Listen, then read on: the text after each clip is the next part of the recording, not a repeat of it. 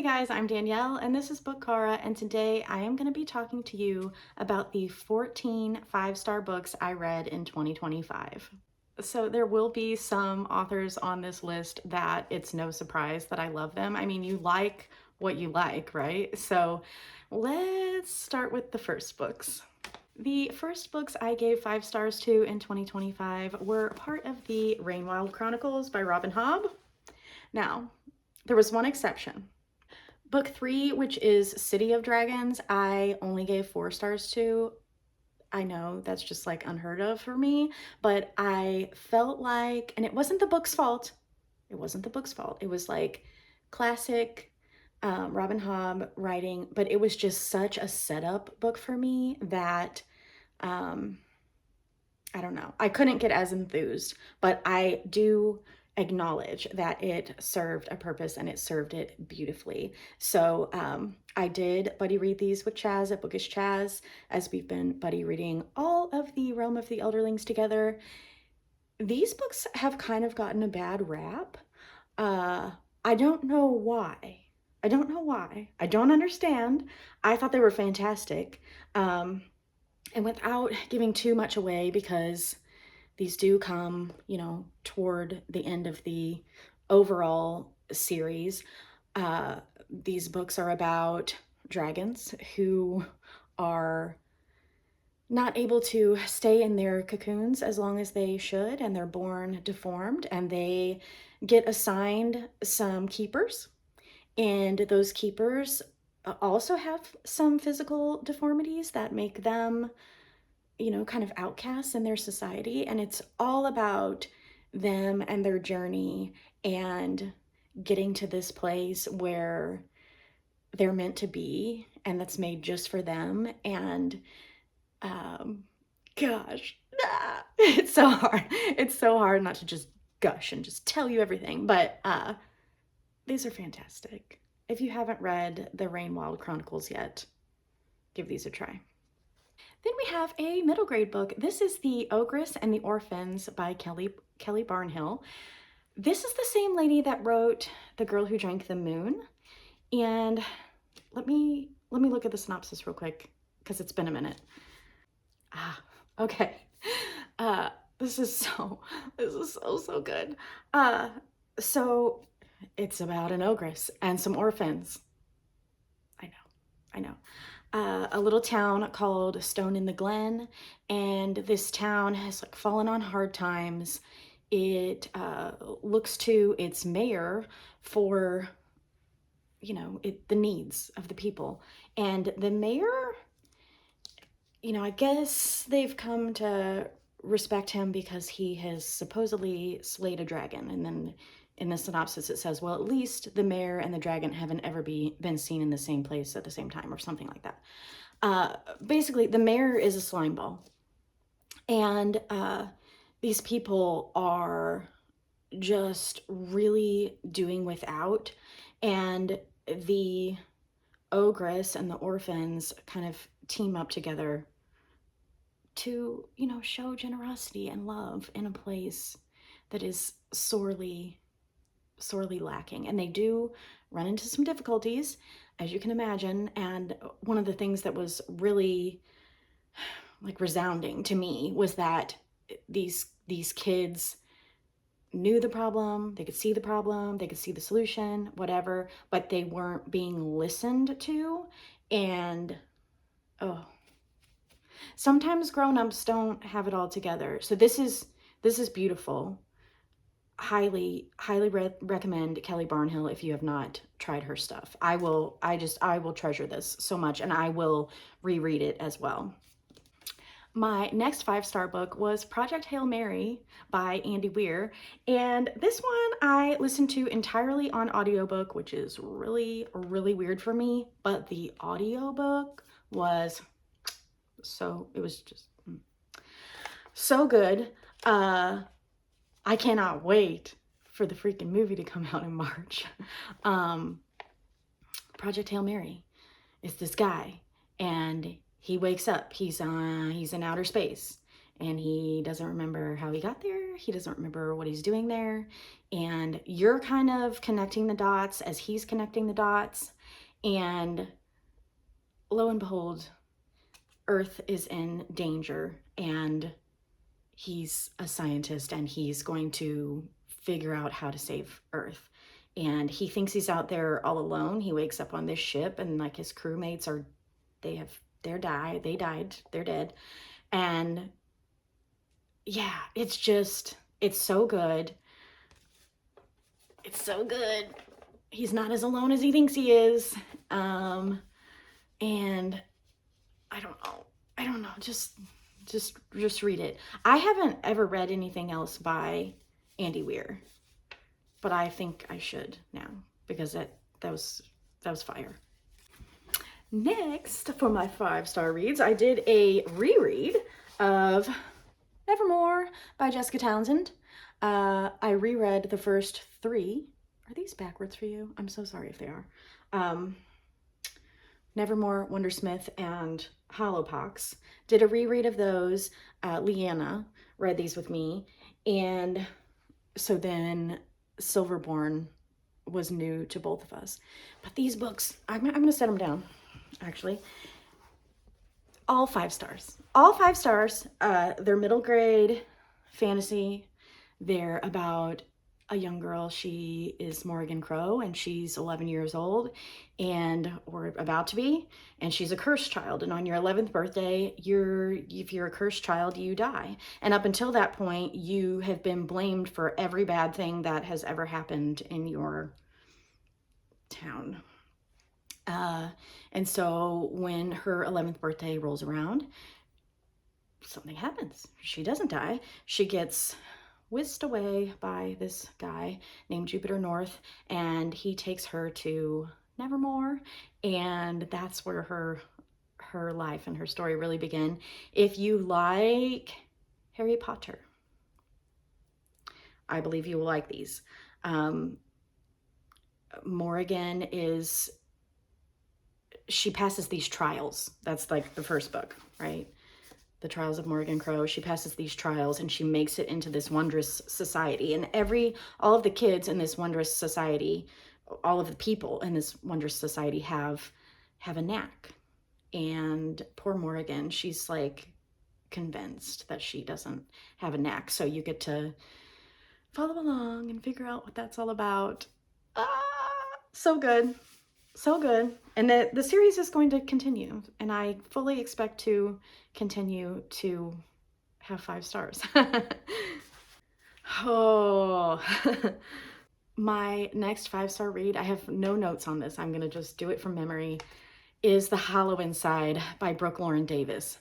This is the same person who wrote After Dark with Roxy Clark. Or is it Roxy Clark After Dark? I cannot remember which way it goes. But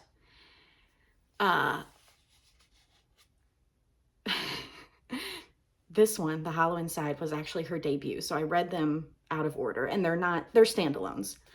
I will read anything that this woman writes. The Hollow Inside, despite having read Hob, despite having read, Nevermore, like some of my favorites in 2025, if I had to tell you a favorite book of the year, it would be The Hollow Inside.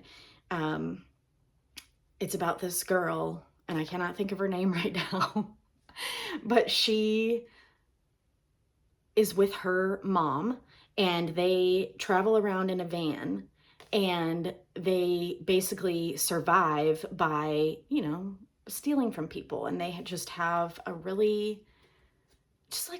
life for a teenager to be living. And the mom takes her to this town where this guy that supposedly ruined the mom's life lives.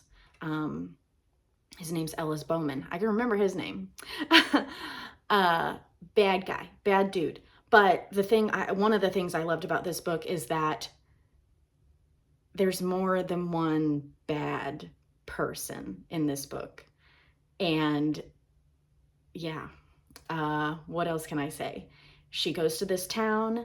She kind of infiltrates, the girl does. She infiltrates the Bowman's home, and the goal is like to get close to them so that, you know, she can ruin Ellis like Ellis ruined her mother.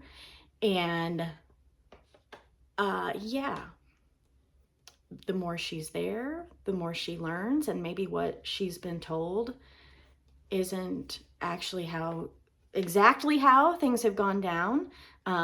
She does fall in love, or begin to fall in love with, the Bowman's daughter, which is a nice little something different. So good. I cried. I cried. I don't know. I can't explain it, and I'm not going to ramble anymore.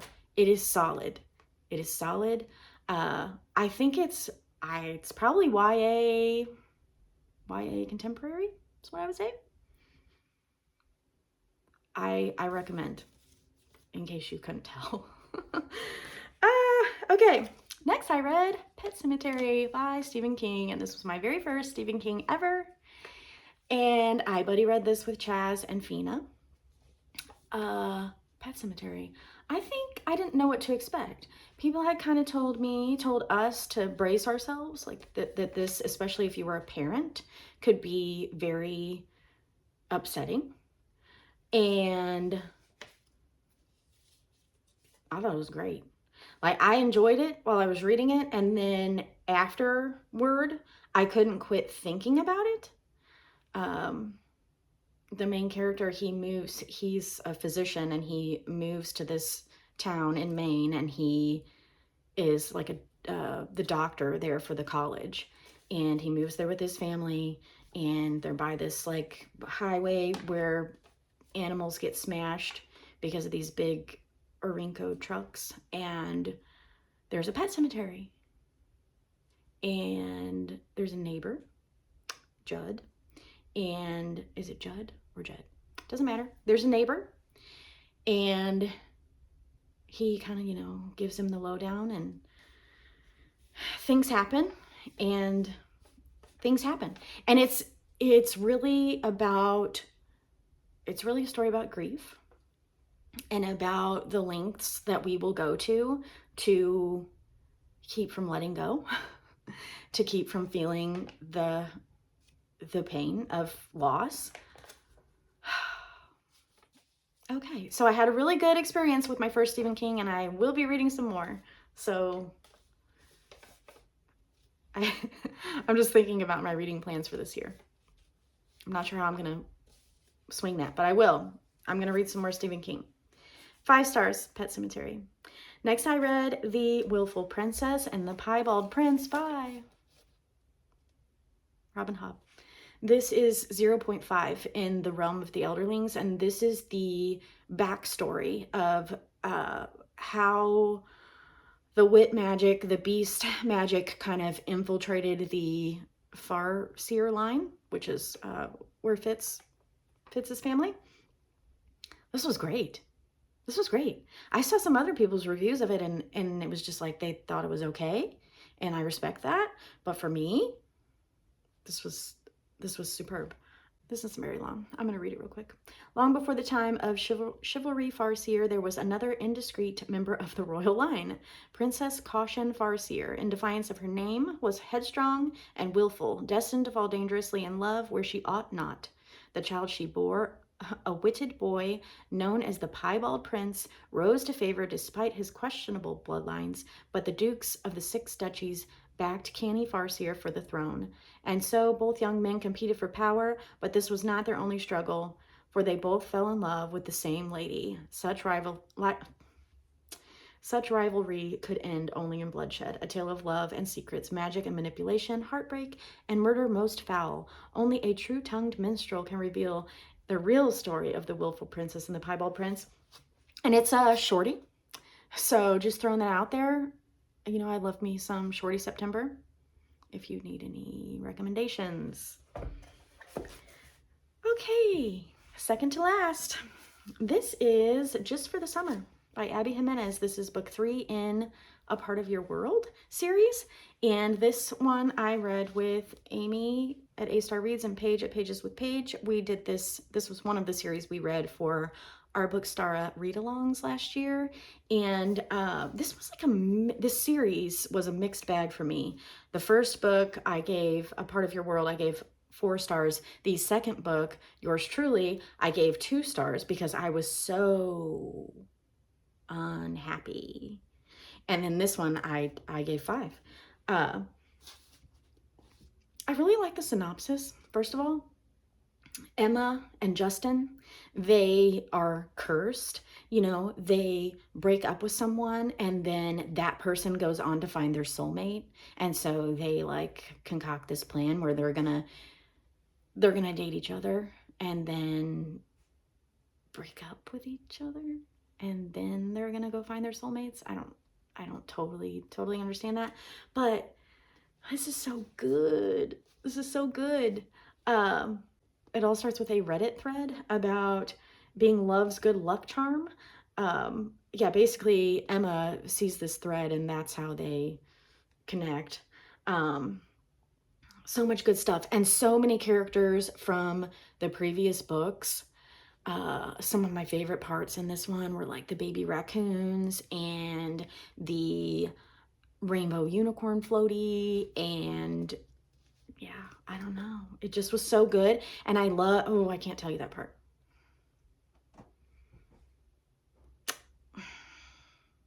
Let's just say that at the end, I felt like there were better choices made. And the end made more sense to me. Yeah, I don't know. I don't want to spoil it.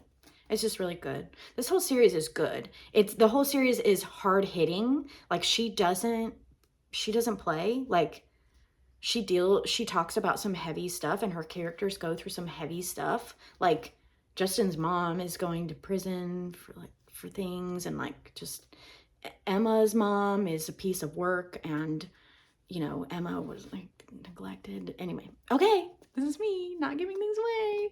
So yeah, 5 stars.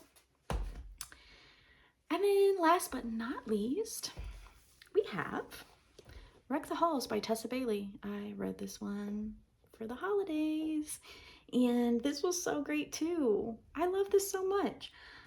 So these two, their moms are part of a female like band duo type thing that was like a really big deal back in the day, and they've had a falling out, and these two, their names are Melody and Beat. Okay. Melody and Beat, they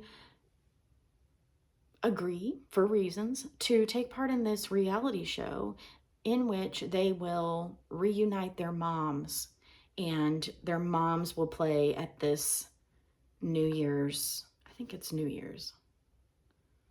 Let's just say it's New Year's. At this New Year's event. There is some spice in here. So if you are averse to that, this is probably not for you. I just loved the storyline, and I loved the plot, and I loved the main character Melody. She is my people, like awkward AF, and but just like she's so, people love her. Like she used to get picked on when she was younger, like the tabloids and stuff would just, they were awful to her because she was a kid, she was a teen, she was awkward, and she just wasn't like Beat, who was like so cool and just everybody loved him and whatever.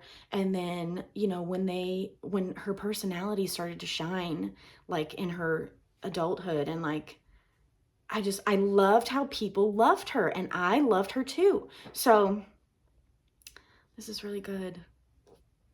I'm sorry that was so wordy. I know that was so wordy. I really was doing this one by the seat of my pants, but I feel like done is better than perfect right now. So, and this way you get my authentic, like, randomness. So those those were my 5-star reads in 2025. I had an amazing, that was 14 books. I had an amazing reading year. Let me know if there are any books that I've mentioned that you also think are 5 stars and or you would like to pick up now because I recommended it. Biggest compliment ever. Somebody reads a book because she recommended it.